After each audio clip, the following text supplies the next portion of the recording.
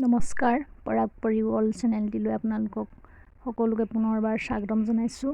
মই আজি আপোনালোকৰ বাবে পিঁয়াজ আৰু বেচনৰ পকৰীৰ এটা সোৱাদ লগা ৰেচিপি লৈ আহিছোঁ। এতিয়া ইয়াতে দুটা পিঁয়াজ কাটি ল'লোঁ আৰু ইয়াত নিমখ আধা চামুচ দি লৈছোঁ। আপোনালোকেও নিজৰ সোৱাদ অনুযায়ী দিব।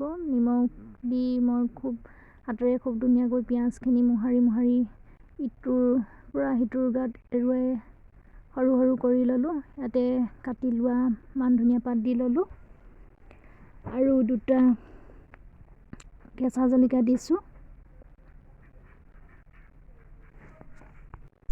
এতিয়া ইয়াতে আদা নহৰু পেষ্টকণো দি লৈছোঁ। ইয়াতে মই প্ৰথমতে এচামুচ বেচন দি লৈছোঁ। বেচন দি পিঁয়াজ আৰু নিমখৰ পৰা যিখিনি পানী ওলাইছিলে সেইখিনিতে বেচনখিনি খুব ধুনীয়াকৈ অলপকৈ সানি লৈছোঁ। এতিয়া ইয়াতে আৰু এচামুচ বেচন দি লৈছোঁ আৰু হালধিও আধা চামুচ দি লৈ পিনে খুব ধুনীয়াকৈ সানি লৈছোঁ। প্ৰথমে পানী দিয়া নাই। পিঁয়াজ আৰু নিমখৰ পৰা যিটো পানী ওলাইছিলে সেই পানীখিনিতে মিশ্ৰণখিনি বনাই লৈছোঁ। এতিয়া মই ইয়াতে আৰু এচামুচ বেচন দি লৈছোঁ। ৰেচিপিটো কেনেকুৱা লাগিলে আপোনালোকে কমেণ্ট কৰি জনাব, লাইক কৰিব, শ্বেয়াৰ কৰিব আৰু চেনেলটো ছাবস্ক্ৰাইব কৰিব।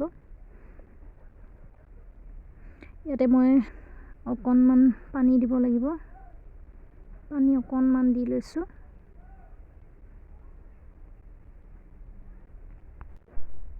এতিয়া মোৰ এইখিনি ধুনীয়াকৈ মিশ্ৰণখিনি হৈ গৈছে। ইমানটোতে ৰাখিম। এতিয়া মোৰ পকৰীখিনি দিব পৰা হৈছে। এতিয়া মই কেৰাহী পাতি ল'লোঁ। কেৰাহীত তেল গৰম হ'লত গেছটো অকণমান কমাই পকৰীখিনি এটা এটাকৈ দি লৈছোঁ। এইটো ক'বলগীয়া কথা নহয় আৰু পকৰী বনাবলৈ সকলোৱে জানেই। এতিয়া মই আটাইখিনি দি ল'লোঁ। আপোনালোকে চামুচেৰেও দিব পাৰে, মই হাতেৰে দি ল'লোঁ। মই এটা এটাকৈ ধুনীয়াকৈ লুটিয়াই ল'লোঁ।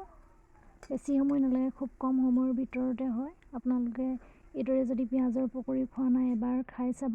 খাবলৈ বহুত টেষ্টি হয় আৰু বনাবলৈও সহজ।